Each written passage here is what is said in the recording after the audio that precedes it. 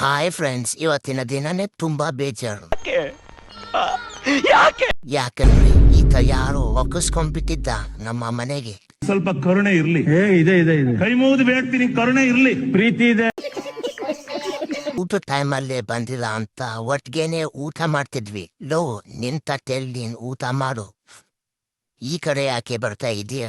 ಇಲ್ಲ ಗುರು, ನಿನ್ಗೆ ಏನಾದ್ರೂ ಸಪರೇಟ್ ಸ್ಪೆಷಲ್ ಕೊಡ್ತಿದಾರೆ ಅಂತ ಬಂದೆ. ಮುಚ್ಕೊಂಡು ನಿನ್ ತಟ್ಟೆಲ್ ನೀನ್ ತಿನ್ನು ಗುರು, ಏನ್ ಸ್ಪೆಷಲ್ ಇಲ್ಲ.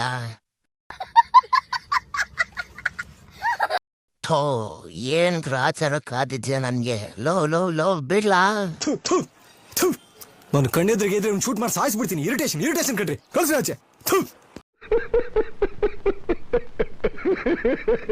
ಏನ್ ಗುರು, ಯಾಕಾದ್ರೂ ಬನ್ನಪ್ಪ ಮರಿ. ಸಾಕಿನ್ನು ನಿನ್ ಮನೆಗೆ ಹೋಗ್ಬಿಡು, ಅಮ್ಮ ಕಾಯ್ತಾ ಇರ್ತಾರೆ.